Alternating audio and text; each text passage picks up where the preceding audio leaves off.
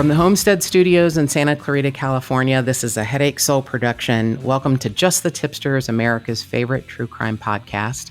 I'm your host, Melissa Morgan, and I am so blessed today to have a fantastic guest with me, Nicole Delamora, and her story is one you will not hear anywhere else because it is so unique and hopefully doesn't happen to anyone else because she is a survivor of a paramount. You can't even believe what this woman's been through, and it's going to be interesting hearing her story. So a little background about how I met Nicole. A couple of years ago, my friend Bridget went into a place where Nicole was working, and they had a conversation, and my friend said, "Oh, you have to talk to my friend Melissa." And Nicole was so polite and judicious about her decisions. She said, "I'd love to talk to Melissa, but I want this to be after this case has been adjudicated." And that was so smart because she didn't want to compromise her case, which was a very big, important, layered case.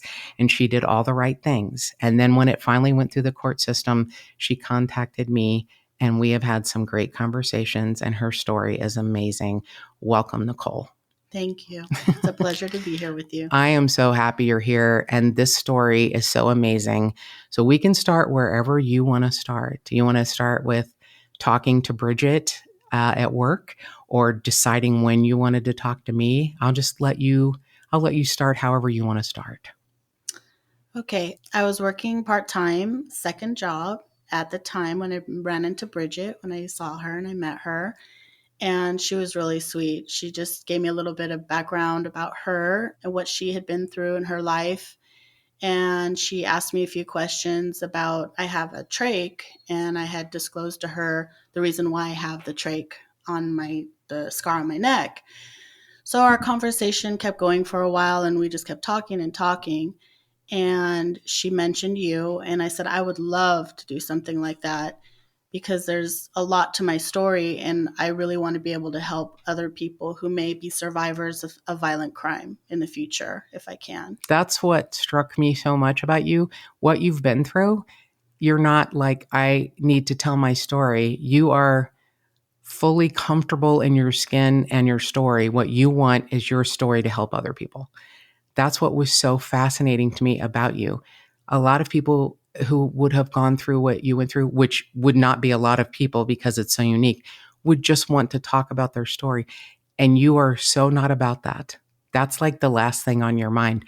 What is so paramount in your mind is that you want your story to help other people. Yes. And it's amazing. That's why I couldn't be more grateful to have you in my life right now. So let's talk about what happened in August when the beautiful Nicole is driving on her way to work. I live in Santa Clarita and I woke up, I commute to near Griffith Park, and I got up doing my normal day-to-day activities, getting ready, driving in. I was on the 5 freeway southbound, heading to work, and I do start work at 6 a.m. So it was dark and it was early. This was August 20th of 2014. Right. And I noticed approximately by the 5-170 split on the freeway, a vehicle getting onto the freeway with no headlights on. Early morning, you see all kinds of different things, racing, drunk driving, you name Right. it, you see it.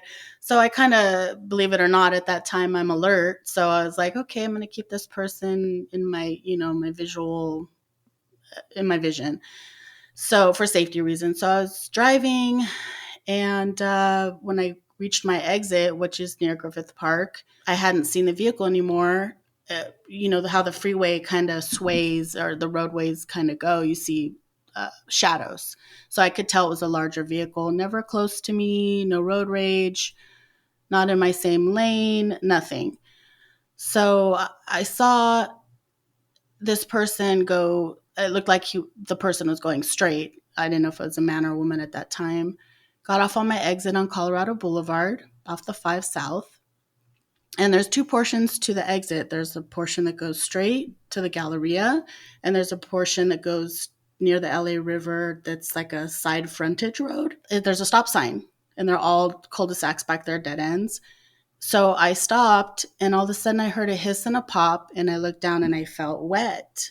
Wow. So I saw blood everywhere. It was, I was wearing like a light tan colored shirt, and I didn't feel any pain. I just felt that wet sensation. So I turned to my side, to my right side of the car, and I noticed a vehicle. And it was the same vehicle that I saw get on the freeway with no lights on. When I glanced over there, I thought, wait, okay, now I'm bleeding, but I don't feel any pain. So I was kind of confused. And I was like, I didn't recognize the vehicle. So I was like, what is going on here? You know? So I thought, okay, maybe it's a carjacking and they're trying to switch cars or something. Like your mind just goes crazy. You know, you don't know Right. what to think. So I looked back over and then I saw the barrel of a Oh shotgun my God. resting kind of like on a halfway down window of his Wow. vehicle, the Suburban. So I thought to myself, okay, I don't see any action. No one else is getting out of the vehicle. I reached for my phone and then I said, you know what? No one's around. I need to get someplace where there's more people where I can get attention and someone can help me. Wow. So I punched it, you know, I stepped on the gas pedal and I made a left on the street. And as I was driving, I felt lightheaded. I was losing so much blood. Right. Because what they eventually had to do is tie off my jugular, which is right next to your carotid. So Yes. my blood loss was Massive. Yes. So I got kind of towards the corner and I was feeling dizzy and I didn't want to crash into somebody, or my luck, I would survive, but I'd crash into something and kill myself. So I was like, so I pulled over, and in the meantime, you know, I'm having, believe it or not, a whole conversation with God. And Oh, I I know it believe sounds funny, No, it doesn't. but I'm like, okay, what do I do here? And so I threw my car in park, and the velocity from that motion, I have a rosary that hangs from my rearview mirror, and it was like a clock pendulum. It was going from side to side instead of front and back. Front and back. Wow. Yeah. So I looked back and I saw lights. He had turned his lights back on at that point because they were Wow. off, and then he turned them on. And I saw him coming towards me. So I got out of the car because my rosary was making This that is motion. the amazing part that I still can't believe you did it. And you did it, girl. I saw video. Yes. So I got out of the car, and I actually, at that time in my mind, I thought I ran to get help. But I later realized that's not what transpired in that moment. But I did eventually run to get help. A guard called 911. The paramedics showed up and took me to LAUSC, thank God, because they're a good trauma. You were so already Yeah. have lost so much blood. Yeah. They took me to LAUSC. I had emergency surgery. I was in surgery for 4 hours. They weren't sure if I was going to make it Right. because of the trauma. And at that time, obviously, nobody knew who this was. So LAPD was in roll call. They got the call That morning, right? Yeah, to come down. So And they were close by. Yes, thank God. Right. They came down, and the businesses were closed in the area for majority of the day Oh my because they were gosh. investigating this. They didn't know who this was, Right. or if it would be a harm to the public in any other Right. way. Right. So I was very fortunate. I was shot in a commercial area, and Only you would say, I'm very fortunate. and I'm very fortunate to be here. Right. So, That is true. yeah. So, and we are fortunate that you are here too. Thank you. So it was a lot of confusion. I didn't know what was going on. And my poor mom, she's retired, and she was at home, and she saw this all on the news, on Right. breaking news. And if anyone knows me, they know my car. Right. So when she saw the car right away, everyone was calling my cell phone, you know, trying to reach me to make sure it wasn't me. Obviously, I didn't answer. Because you couldn't. Exactly. When the nurse from LAUC called my mother, they asked her if she could please come down to the hospital, that I had been in an accident. And she asked them, an accident, or did someone shoot my daughter? Wow. And they said, ma'am, she's been in an accident. We just need you to get to the hospital. So she went to the hospital. Well, she went and got my son out of bed, and my brother met them, and they all came to the hospital. And I was in surgery when they arrived. And as I said, they weren't sure if I was going to make it. And the next 4 hours after my surgery would determine if I'd be okay or not. So thank God I pulled through the surgery. Did you ever? Yeah. So obviously I didn't make it to work that morning. And I kept telling, one of the detectives, Chuck, he's like, who's Coco? And that's my boss. Okay. And I guess I kept saying, trying to tell them that they needed to call my work and tell me I was going to be late. Oh my God, I'm going to be late. I might die and I'm going to be late today. Yes. So a lot of things were going through my mind. That's how responsible you are. You're like, I've been shot and I probably am going to be late. Yes. And I was concerned about everybody else because I didn't want to crash into anybody. Because, what goes through your mind, we just had a family barbecue a few weeks before this. And actually the photo of this barbecue and picnic in Ventura was in my side console of my car. You shared that. And my son had just graduated high school. He just did his confirmation at church, which I'm very grateful for because this whole incident, this occurrence really challenged his faith. It would. Yes. I don't know how it couldn't. The timing was very hard on me because he had just graduated high school. I'm a single mom, or I was a single mom at the time. And that was my fighting force. My fighting force was to make it home to my son every day. Right. That was my main goal. Go to work, earn a living, go home to my son. This just came out of nowhere. No road rage, no nothing. I love that nothing. That was some of the questions. And of course, it makes sense that detectives would ask you that because you know that what happened to you is such a rarity that someone randomly shoots people that they have no connection to. And if you haven't figured it out by now, Tipsters, Nicole is the survivor of a car-to-car serial killer who shot people in their cars. And she is a survivor of his terrible acts and what he did. And of course, the detectives say to you, is anyone in your family mad at you? Have you had any, and I mean, I don't know how you felt. I think I would worry that like everybody was mad at me.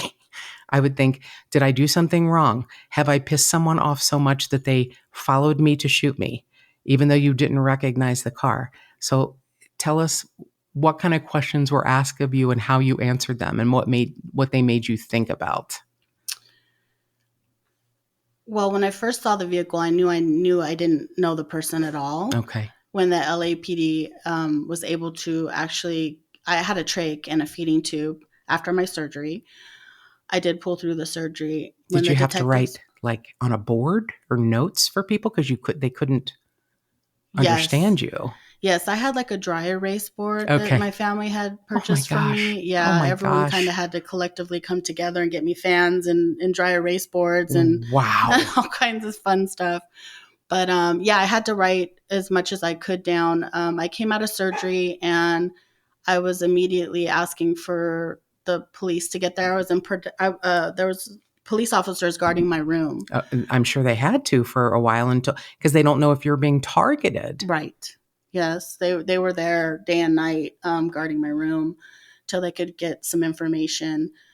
So I pulled out of surgery and right away, I guess the detective told my family members, we're not going to get any information from her for a while. So they let her rest. They didn't know who you were. Yeah. Right. And I was so scared that this person would have gotten my vehicle registration. Right. Last I knew, I left my car at the site and my purse was there.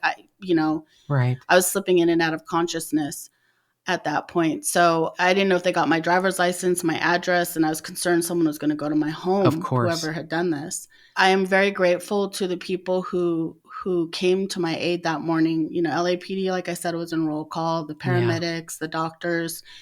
And I do have to mention that I had a gentleman, you've seen the video from start to finish of this attempted murder. Yes. And it's very graphic. It is. And it's very emotional for me to watch it. It would still have to this be. Day. It's so shocking.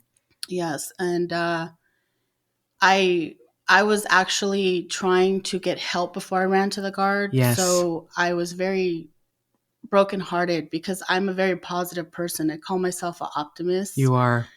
and a realist. You are. You're And both. Yes. oh, thank you.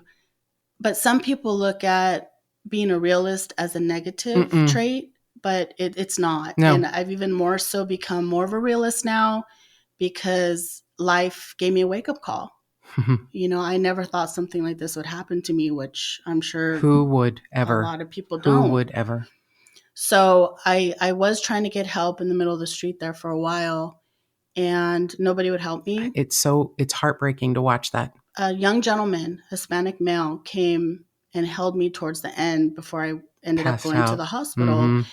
And he was 26, 28 years old. I found out on my report that was submitted to my car insurance. Oh, my.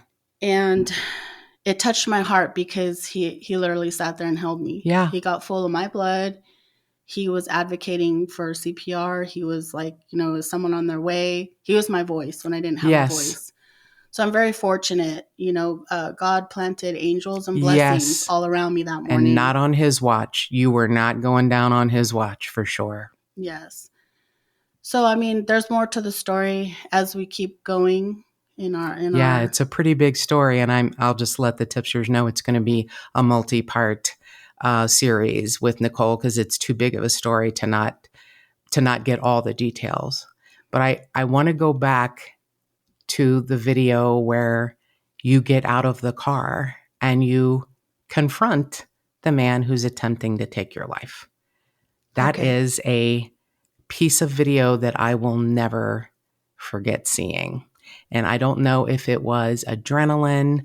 I know you probably feel that you had a large hand from above, maybe behind your back, helping you. But I'd like you to explain what, and you may not even remember all the details, but seeing it on the video, it probably has to come back to you. But I'd like you to explain what happened because I couldn't believe when I saw that. It looked like it was out of a movie and it's your life. Yeah, so I was in the hospital and I'm sorry, I kind of got off track there for a few moments.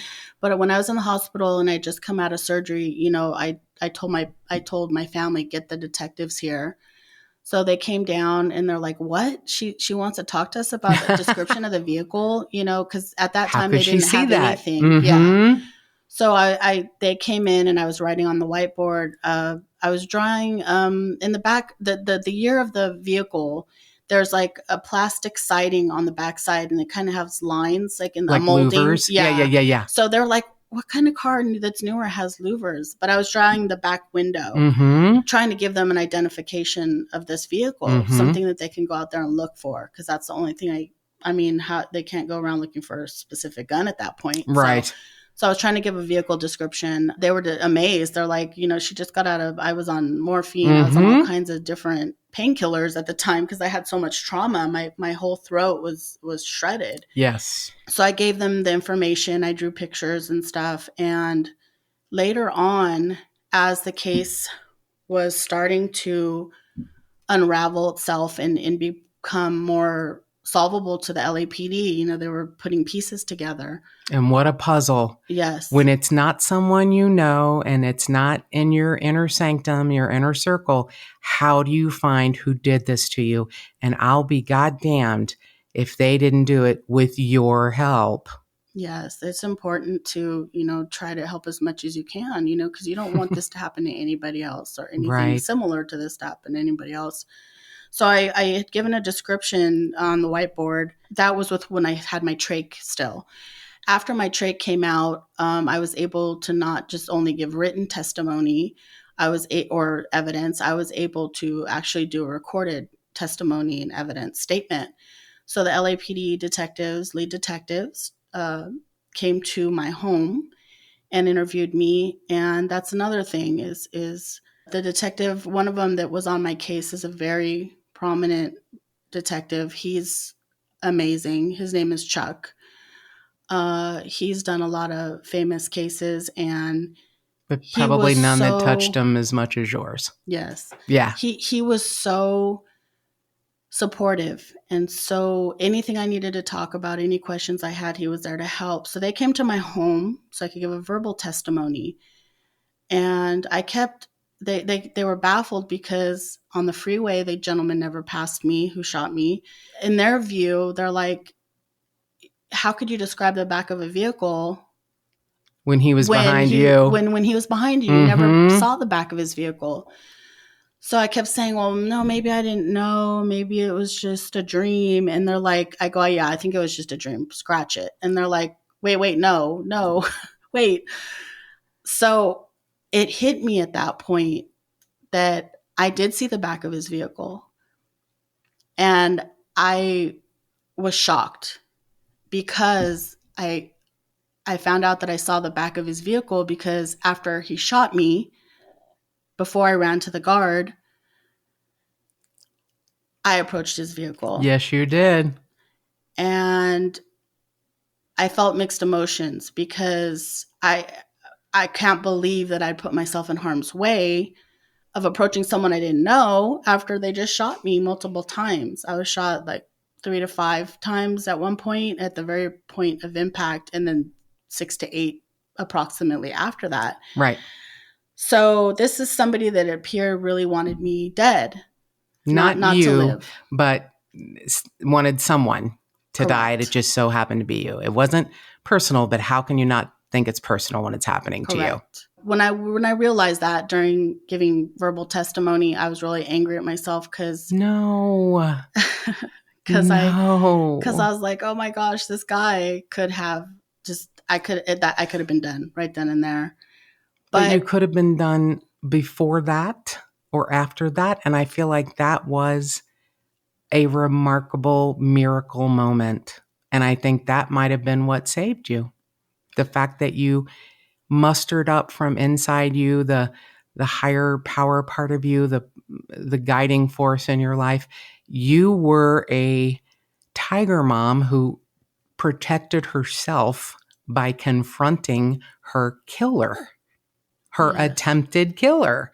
It's the most magnificent section of video I've ever seen in my entire life. Yes, thank you.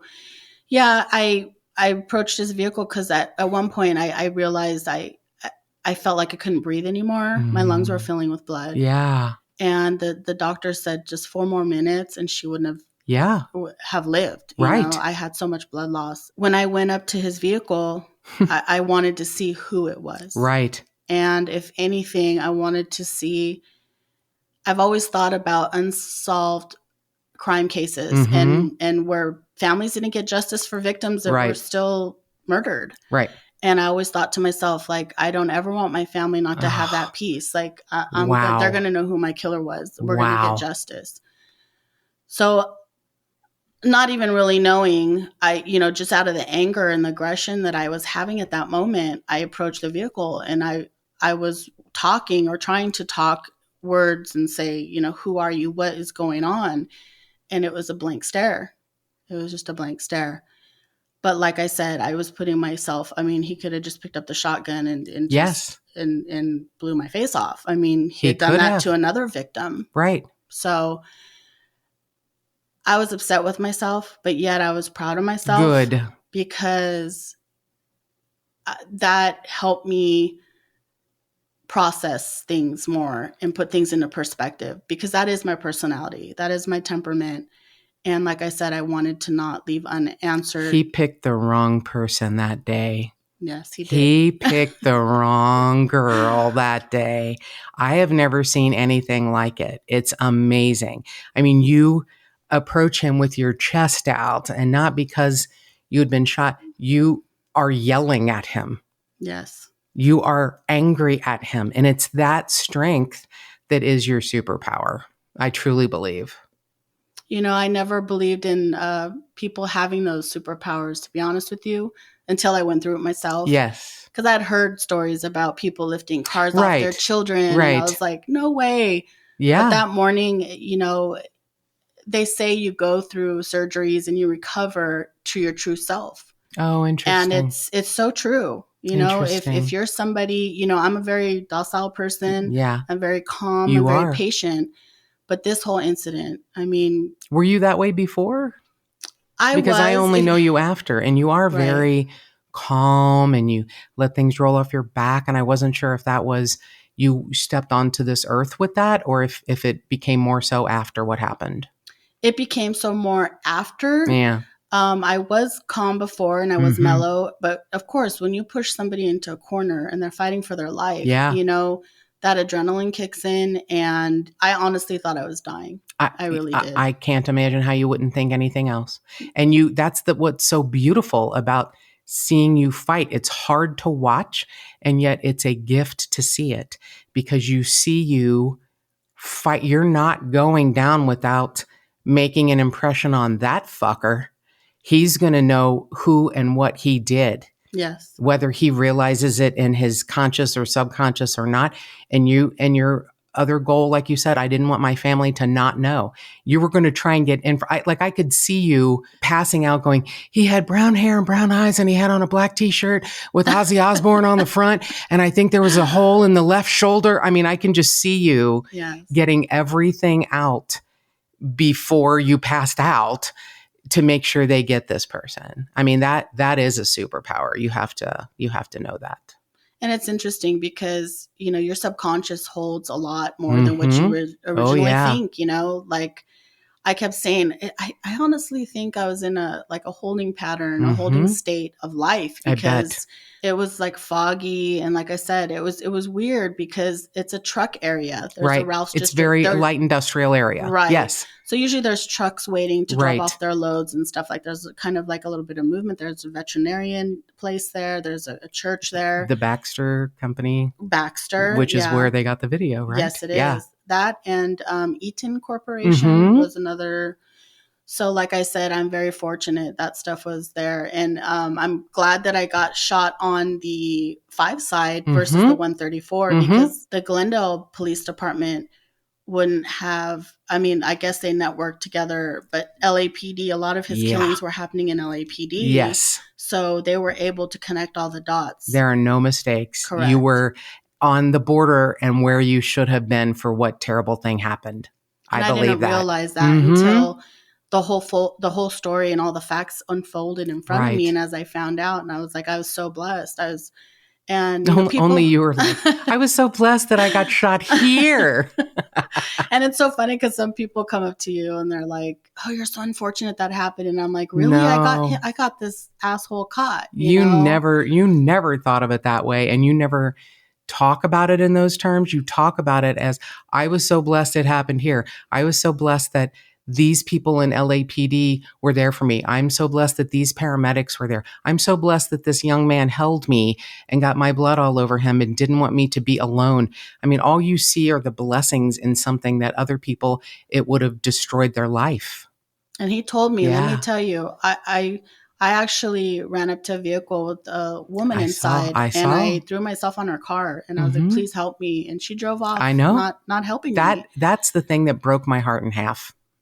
Yeah. That you would hope, because you know who you are and I know who I am, and I have stopped to help people that didn't need as much help as you.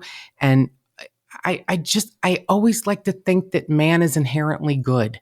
And I still believe that after everything I've talked about over these last, 4.5 years, after everything that's happened, after all the stories I've seen, I still believe man is inherently good. But seeing that video of you trying to stop people to get help and them not fucking stopping broke my heart in half. Yeah, you have so much fight in you. Like you get this overwhelming sense of, I'm going to fight. I'm going to find out who the hell this is. I'm going to make it. But not everybody would, but you do. Then there's this reality, like I said, that's my son. I was like, he's my life. I love my son.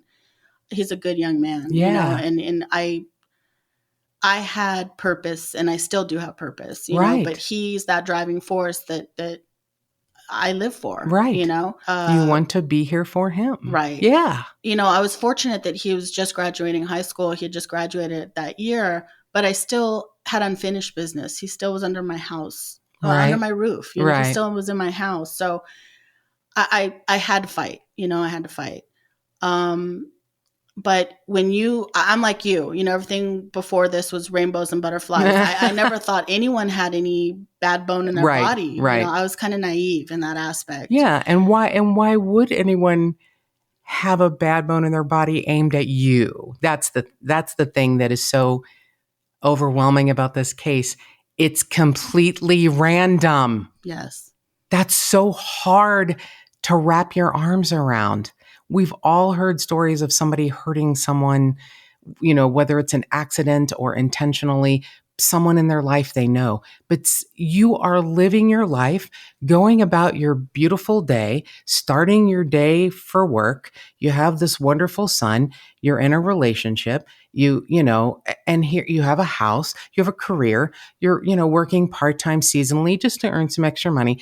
And some fuckface thinks they can take it upon themselves to end all that for zero reason.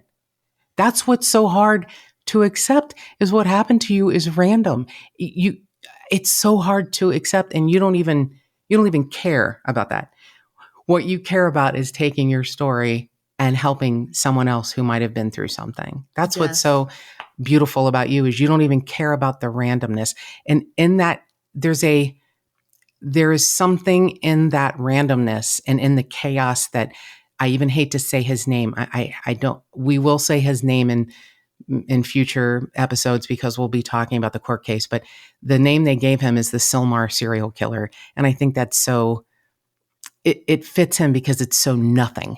And I don't even think any of his victims died in Sylmar, but it's where he lived. Correct. I hate that. He needs a shittier name, but he doesn't deserve a shittier name. You know what I mean? Yeah. He doesn't deserve a bigger name. He deserves the Sylmar Serial Killer because that's what he was, just almost like nothing. But the people that he hurt and changed and ended their lives, those people are something. That's why I always hate to say the name of a perpetrator. And I always want it to be, most of the cases we cover are the victims, but it's such a gift to get to talk to a survivor. This is such a unusual opportunity. And I'm just so grateful that you're here. And all you want to do is do something better out of the situation that happened to you, which is such a beautiful thing. Well, as I look at our lives, as I think back through all the chapters of my life, because you have a lot of time. I got shot, and then I was back to work in November, believe it or not. I couldn't believe when you told me. Yeah, even my recovery was miraculous. It really was. I was told I probably wouldn't speak again. That's right.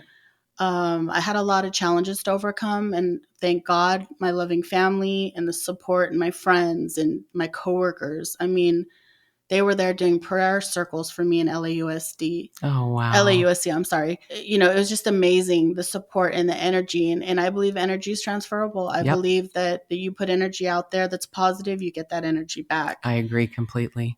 And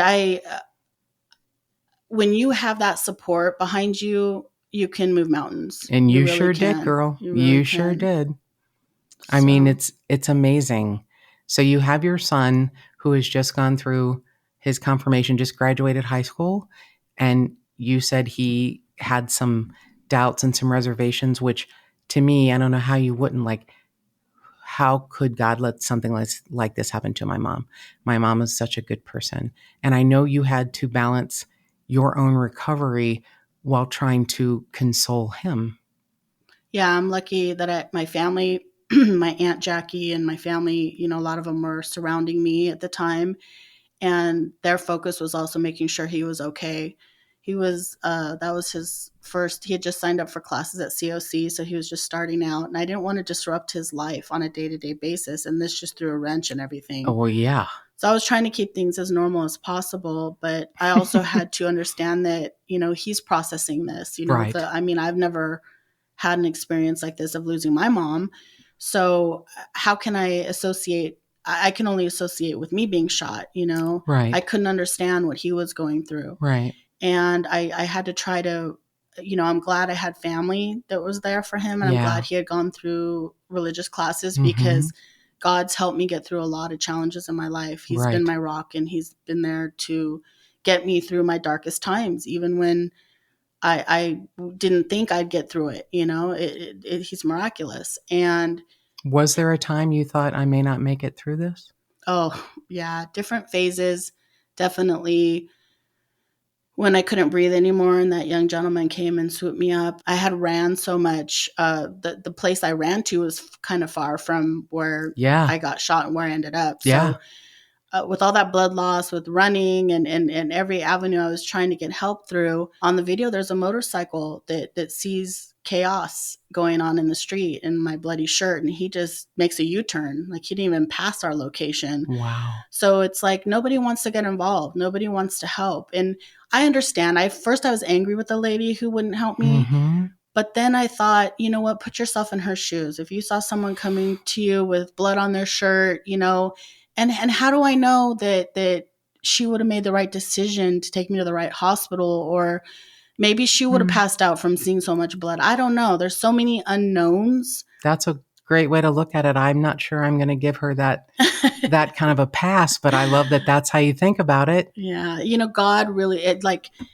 everything, the detective even said, you know, everything just was like hairline from being detrimental to you, Nicole. And the shots, the way they came into your car, the way you were shot numerous times and survived, the things that didn't get shot, the things that, you know, were whole and reminders of your life, the picture, your Bible. I mean, you are a miracle in every form in your life. And it's strange because I was in a 12-year relationship with someone that worked with me, and we'd van pull and carpool to work and stuff. And I remember when the detectives told me, you're so fortunate no one else was in your vehicle in the passenger seat. Yes. Or you or someone else wasn't. Right. There was just, you were one person there and by yourself. Because if someone was in that other seat, they wouldn't have made it. Right. And I immediately thought to myself, I'm grateful. I mean, we went through a breakup and it was very sad experience. However, I was grateful that we weren't together. Yes. Because one of us probably wouldn't be here. Right. You know, we would have been driving together. Right. To work. So, you know, it's interesting how things play out in life, and how even for the small things you're grateful and thankful. On hindsight, so many things, so many details on hindsight that you've related to me, and I'm sure there are others, but you can look back with 20/20 vision. And you know, you have time to do that when you're recovering. You're just thinking like, what happened? It's like your head spinning, and then you start hearing pieces of the puzzle. And you know, I felt a lot of guilt for surviving at that point too, when I was recovering at the beginning after my surgery, because he went on a 5-day spree after me. Right. He was very angry. Yeah. And how dare you? How dare you live? How dare you ruin his plan, Nicole? I know. What's wrong with you? Messing up his plan. Yeah. Living and all that. His plan went to shit real quick. Yeah. That's for sure. That had to be the longest 9 days of your life before he was caught. Yeah. I'll never forget when I heard he was caught. I mean, all the killings were on the news. He was shooting this and shooting that. Pacoima, San Fernando, West Hollywood, you said. Yeah. I mean, he was all over the place. Right. And there were so many different agencies. I mean, this case was huge. I mean, he was doing this for a long time, you know, and I'm just one of the fortunate ones that I look like nothing happened to me. Right. You know, everyone and yet else, everything happened to you. Yeah. Right. And yet everyone else is still living with a day-to-day reminder of the traumas they went through. Right. Unfortunately. And I wish I could make it better for them. You know, our trial lasted for 8 years. Yeah. Almost 8 years to the day. Yes. 2 days shy of 8 years. 2 days shy. Exactly. Yeah. The 18th of August was when he was finally sentenced of this year, 2022. I noticed the date and I thought, wow, so close to August 20th. Yeah. So close. I mean, I know everything happens for a reason, even when it's so hard to see that and sometimes to process that. And I don't always have to like it, but I know that's the way it goes. And I know he tried to postpone justice by saying he was, you know, criminally insane. And then, of course, there was a pandemic. And we'll get to that part in part 2 on, you know, the trial and your recovery. But it had to feel like, even though he was caught fairly quickly, considering the circumstances, it had to feel like justice delayed for you all these years. Yeah, it was very challenging because I'm not a very patient, or I was not a very patient person, but Right. that is one thing. Another thing God taught me is like, hey, it's his time, not yours. Exactly. I'm in control here, and this is according to what I Mm-hmm. have planned in the past. And sometimes you just got to turn your faith over. You Mm-hmm. just got to say, okay, what is, and what's going to be is going to be. And I'm going to try my best to stay on track and just have that faith. And, Right. I don't go to church every Sunday. I'm not here to try to, You're not here to convert anybody. anyone. No. Yeah, I just, but it's the way you live your life. You can see it. Exactly. Yeah. And I'm so fortunate. I'm so grateful. And I think, that's where we get our strength from too, is when we look at our blessings. There's so much negativity in this world. Ma'am. And this is so common nowadays. Like, this case didn't even get a lot of media attention. Which we'll talk about that too, because I was shocked and surprised. And I know that the DA sort of intimated to you why it happened. And I guess it makes sense to make sure that, nothing is compromised as far as the trial, but I don't like it. I didn't like the way it was handled. And I know it was handled perfectly the way it should have been, but I was shocked. I mean, when Bridget came to me and said, I met the most amazing woman today and you need to talk to her. And I'm like, all righty. That's like not a conversation you have every day with your friend. And she said she is the survivor of a car-to-car serial killer shooting. And I was like, what the hell are you talking about?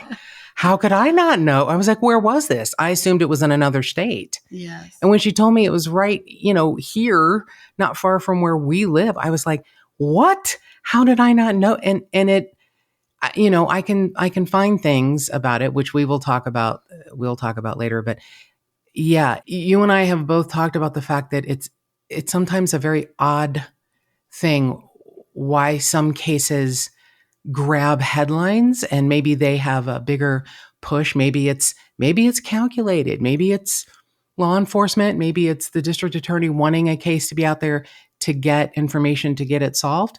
Or maybe it's because they were trying to figure out who he was and what his process was, that they kept it kind of close in. There are always law enforcement agencies that say, hey, we're asking for the public's help. But I don't remember hearing that. Right. I don't remember. I don't recollect that either. Yeah. I do remember, because you can Google the case on YouTube and a lot of stuff will come up about the case. It does talk about, SWAT going in to get him. Mm-hmm. But was it so like a much 9-hour standoff or something? It was like almost like an all day type thing, that a barricade off the streets around there. And it's amazing how they're working behind the scenes, but you may not hear about it. They can only put out so much too, because they don't want someone to get compromise tipped off, the case. Yeah. And it's a local case and they don't want, we started in San Fernando courthouse and he was not happy that he thought he was going to get an unfair trial. Sure. Poor baby. Sure. Yeah. It's like, whoa, look at me. His rights. Look at his rights. Yeah. What about me? The man who kills 5 people and wounds so many others and changes their life forever. But, anyway, yeah. And that's the sad part. Some people ask, are you angry? Do you hate him? And I'm like, I don't hate anybody. It makes me sad that he chose to waste his life and his children's lives and his family's. This touched so many different people's lives, and it's the ripple effect. And I didn't realize that until I was well enough to talk to my family and my friends and say, hey, you guys have all been so concerned about getting me back on my feet, but what did you go through? Tell me about that morning when you found out and when you heard. What about you guys? What about the pain you felt? And hearing their stories of where they were when they got a phone call and how it affected them. Some people said, I know it wasn't even road rage, but I'm not going to ever flip anyone off or tell anyone off, or, I'm just going to let the crazies be crazy. And I said, whatever positive you learn from this, please just keep that in your mind forever. You're like a sponge, and you take in, here you are concerned about how did what happened to you affect those in your inner circle that you love and care about. And you carry that with you. So when someone says, are you angry at him? Are you resentful? You can see it and feel it in you. No, you're sad. Yes. for what he did with his life and what he did to other people's lives. That's like a true empathic, response. You have empathy for and compassion for others, even with what happened to you. I don't know that I could have that sort of, magnanimous response to somebody who changed my life forever. But, all you see is how the blessings you got from it. So that's a pretty big thing right there, to know that you see it as all of the good that's come out of it. Yes. And I'm just glad we got him off the street. Yes, I do ma'am. feel bad that he went on a 5-day spree. And I don't want you to do that. I know survivor's guilt is a real thing. I know it. But oh my God, Nicole, I don't want you to have one second of survivor's guilt. And I know it doesn't matter what I want. I'm just telling you, you did so much to help solve the case, things that were otherworldly, things that law enforcement can't believe you remembered. You tried to pass it off as a dream, and you were right there and remembering it all, knowing that, those pieces of information were going to help solve a really awful case. Yes. It's a scary thing being a witness. Oh, but yet, it's an when honor justice too. was served, when sentencing was done, Yeah. It was such a sigh of relief that we all had. And I had to be there to see his face and to No, hear you if he didn't had have anything. to, but you did. Yeah. Yes. Not everybody had to be there. Not everybody was there, but you had to. Yes. Yeah. I had a job to do for sure. Right. To help the LAPD. And Wow. and they were instrumental. Wow. I got to really say, from all the detectives, this was multi-agency. Yes. It was Devonshire Division. It was, he was killing in so many different areas and committing crimes in so many different areas. They all had to come together and work really hard. Thank God. And they kept the lines of communication open, which you don't always find. So yes. yeah. I was very fortunate to be part of a retirement celebration where I was up at Elysian Park and I got to see the beautiful facility. It's beautiful. Amazing up there. It is. It's like you're in a piece of history, and just to be part of, a distinguished detective, seasoned detective's life, and seeing all the things that he had been through and his gusto of going through this case and yet not finishing until he was memorable sentenced. Yeah. Yeah. So he wasn't going to retire until this case was solved. And he's been through a lot of cases. Yes. But your case, and your case and you meant a lot to him. And that's such a beautiful thing. Yeah, he did have a retirement party and it was beautiful. That's what I was up there for. But he told me, he said, kiddo, don't worry about it. I'm on this case till the very end. You're not alone. So, and the DA's office, what's going on with all the crime nowadays is horrible. Yes, ma'am. And that's a whole other conversation. Yes, ma'am. And I've been to rallies and I've been trying to make sense of, I'm all for certain people being able to be rehabilitated. But there's just some people, like this guy who shot me, we're not saying his name yet, but the guy who shot me was a felon. He was in and out of jail. And this wasn't his first rodeo. No. And, he has previous charges and he shouldn't have been out roaming the streets. That's right. Some people, like I said, they I believe in giving people chances. I'm all for that. I believe that. But it depends on the situation. It depends on the circumstances. Case by case. Yes. I'm with you. Yeah. It's not just, you can't make a blanket statement the way things are being done now. I'm with you. Yeah. And as far as the case not getting so much media, the sad thing too about nowadays is that this stuff's so common. You turn on the news I hate to hear you say that, and I know you're right. It is. And it's like, certain cases get overshadowed because there's just another case today or tomorrow or tonight or next week. Right. And it's like, we don't want to live in fear anymore, you know, and I don't walk around in fear. No, you do not. Because I'm not going to let that negative trait or feeling overtake me or my life. You absolutely are not.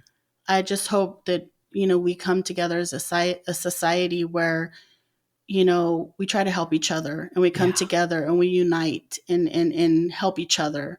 Everything's become so divided and people just don't want to get involved. And sometimes we have to get involved. Yes, sometimes we do. If there's anybody that can help a group of people that may not know they need help and need to be united, it's you. It's definitely you. I'm telling you, my darling, you are a force of nature. And I think I want to end the conversation today here. And then we're going to pick it up next time with the recovery, which is just as fascinating, and the trial that Nicole went through. And I just thank you for being here today, Nicole. Thank you. It's been my pleasure.